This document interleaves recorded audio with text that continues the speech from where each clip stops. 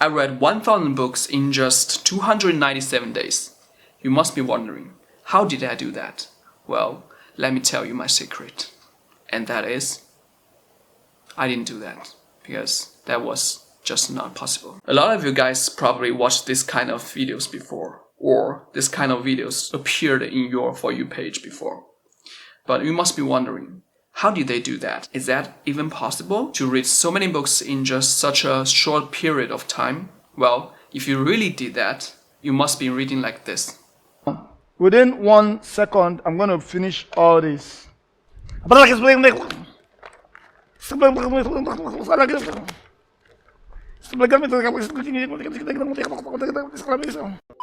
If it took the author 3 years or even more to write this book, and it took you only 3 days to read this book, well, you must be a genius. At least, you must be smarter than the author himself.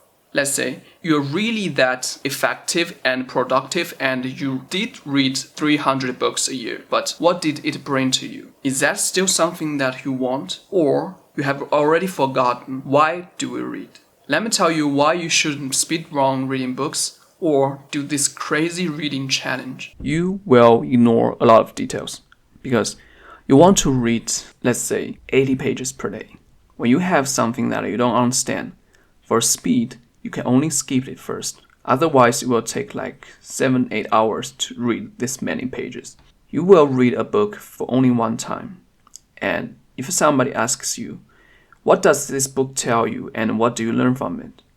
If you only read it one time, how would you answer that question? If you can't, then you have not benefited from this book. You cannot utilize the content, the knowledge from this book when you have some difficulties in your life.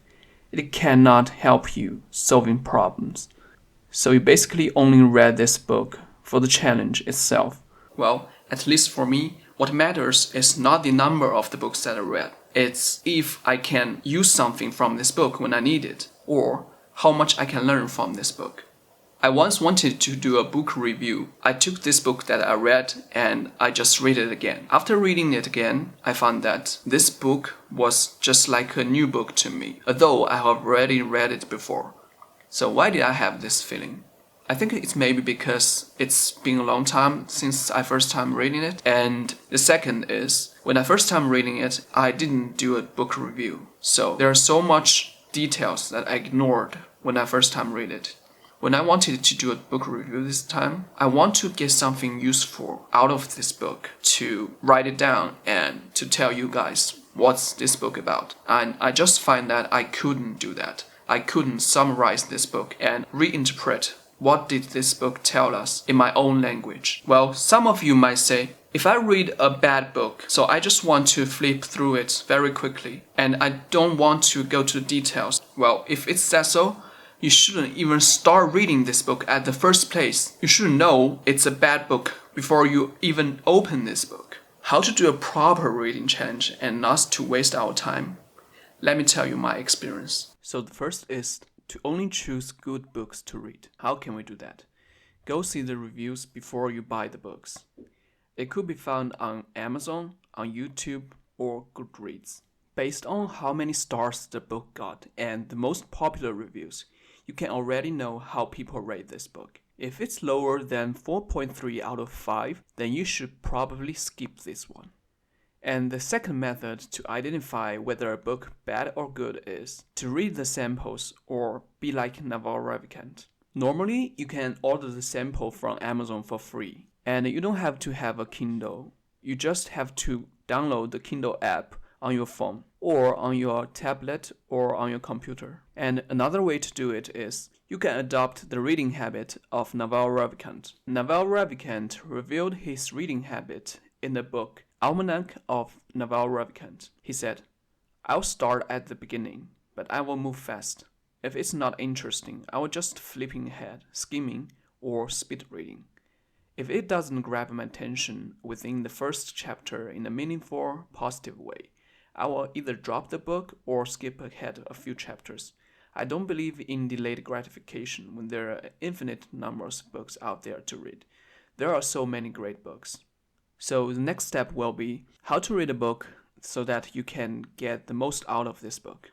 According to Naval Ravikant, first time you read the directory, you get to know what is this book all about.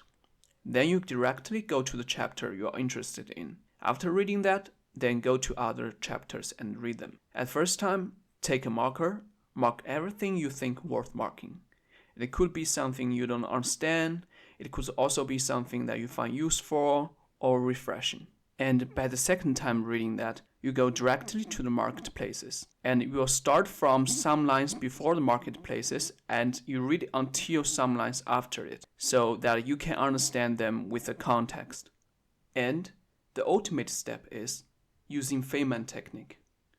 The Feyman Technique says the best way to learn something is to teach it to yourself or to someone else. Try to summarize the book and reinterpret the concept with your own words. If you're a YouTuber, do a review video of the book. If you're not, try to explain the book to the people around you. After all these steps, the book should already be a part of you, and it will help you whenever you need it. Thank you guys for watching till here. The main idea of this video is to remind us why we read at the first place. We read for ourselves, not for some reading challenges and not for others. Only to pursue the number of the books instead of to pursue what we can get from one book. We'll ruin the goal of reading and waste our time. If you like this video, please don't forget to leave a thumb up and please tell me what kind of reading habit do you think is the most efficient and what's your opinion on such reading challenge. Thank you guys for watching. See you next time.